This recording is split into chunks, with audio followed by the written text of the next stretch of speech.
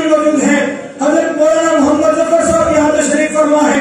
میں تمام حضرات کی موجودگی میں ایک بات بڑا واضح کر کے اپنا یہ لاؤڈ اسپیکر اور اسٹینڈ کے حوالے کرنے چلا ہوں.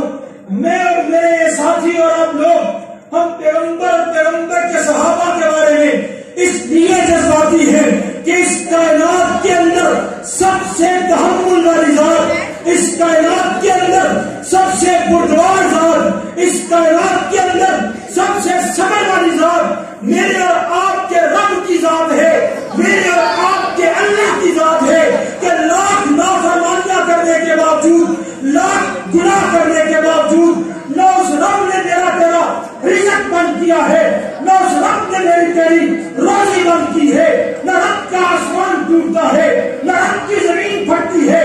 وہ کائنات کے اندر اس سے بڑا حلیم کوئی نہیں، کائنات کے اندر اس سے بڑا بردبار کوئی نہیں ہے. جب فرعون نے رب کی ربوبیت کو چیلنج کیا تھا اور کیا کہا تھا، انا ربکم الاعلی، کہ میں سب سے بڑا رب ہوں، یہ رب کی ربوبیت کو چیلنج تھا. اس وقت میرے رب نے 2 پیغمبروں کی ڈیوٹی لگائی، 2 نبیوں کی ڈیوٹی لگائی کہ اے میرے نبیوں، اے موسیٰ، اے ہارون، جاؤ فرعون کے پاس.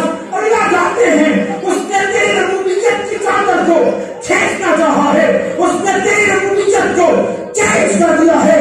ہم جائیں تو کس طرح بات کریں؟ رب کا قرآن کہتے علماء موجود ہیں، اللہ فرماتے ہیں غصے کے ساتھ بات نہ کرنا، فقولا لہو، قول نیکیہ، اس سے بات کرنا تو نرمی کے ساتھ، آرام کے ساتھ، سکون کے ساتھ، تحمل کے ساتھ بات کرنا.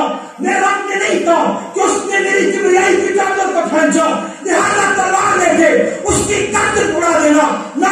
لیکن جب معاملہ محمد عربی کا آیا اور ایک بدبخت نے میرے پیغمبر کی ذات پہ حملہ کیا تو اللہ کا قرآن، میرے رب نے اس کے عیب کھول کے رکھ دیے، میرے رب نے اس کی چادر اڑا کے رکھ دی، میرے رب نے اس کے بخیہ اڑا کے رکھ دیے اور واضح رسول کے اندر اعلان فرما دیا، ہم نازل میں شان نمین منائی للخیری معتدی ناصرین مطیعین بازا ظاہری کا زمین.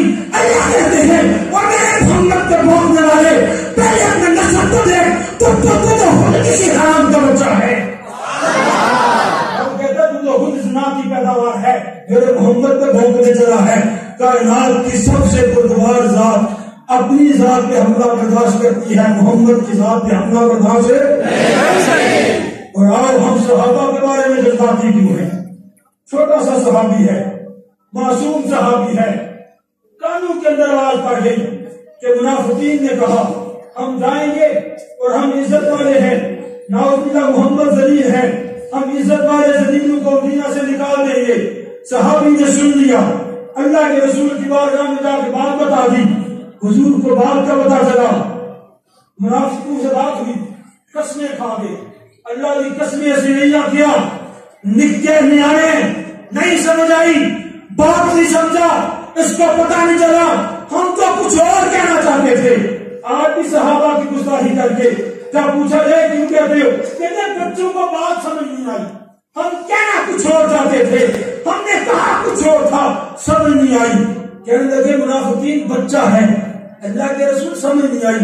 اللہ کی قسم آپ تو اللہ کے رسول ہیں، ہم تو گواہی دیتے ہیں.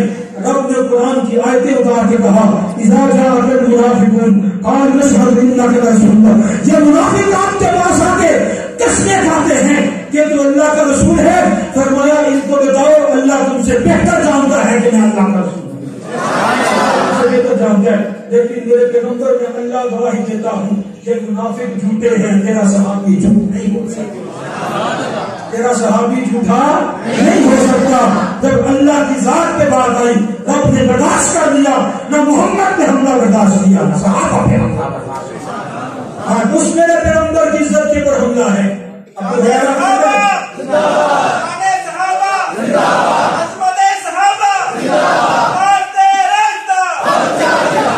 ہریرہ کہتے ہیں میں نے دیکھا چودھری کی رات کا چاند چمک رہا ہے اور کملی والے آرام فرما رہے ہیں.